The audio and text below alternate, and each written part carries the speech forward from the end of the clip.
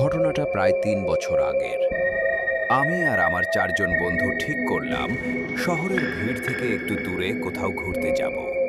তাই আমরা একটা গভীর জঙ্গলের দিকে গেলাম। জায়গাটা ছিল খুব নিরিবিলি। চারদিকে বড় বড় গাছ, ঝোপঝাড় আর অদ্ভুত নীরবতা। জঙ্গলের কাছে একটা ছোট চা দোকান ছিল। আমরা চা খাচ্ছিলাম।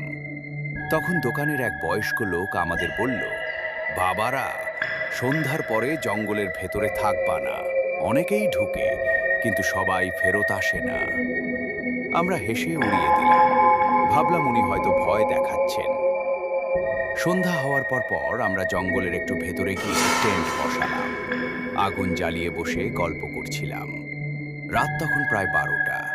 হঠাৎ আমরা দূর থেকে একটা অদ্ভুত শব্দ শুনতে পেলাম। টিং টিং টিং। মনে হচ্ছিল যেন কেউ ধাতব কিছু বাজাচ্ছে। আমার বন্ধু রাশেদ বলল, এই জঙ্গলে আবার রাতে কে বাজনা বাজাবে? আমরা কৌতূহল নিয়ে টর্চ জ্বালিয়ে শব্দের দিকে হাঁটতে শুরু করলাম। কিছু দূর যাওয়ার পর একটা ফাঁকা জায়গায় পৌঁছালাম। আর সেখানে যা দেখলাম সেটা দেখে আমাদের শরীর কেঁপে উঠল। একটা লম্বা কালো ছায়া দাঁড়িয়ে আছে। দেখতে অনেকটা মানুষের মতো, কিন্তু পুরো মানুষ না। সে একটা পুরনো বাঁশি বাজাচ্ছিল। হঠাৎ সে বাজানো বন্ধ করে আমাদের দিকে তাকালো। তার মাথাটা অস্বাভাবিকভাবে একপাশে বাঁকা ছিল।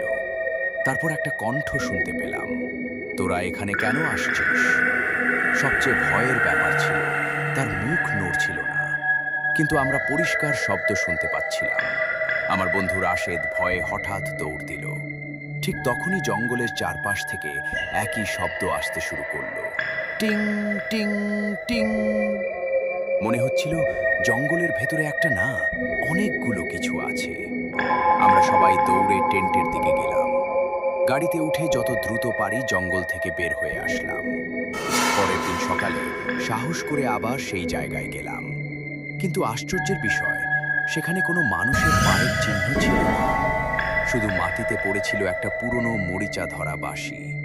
আর পাশে একটা গাছের গায়ে লেখা ছিল, যারা এই শব্দ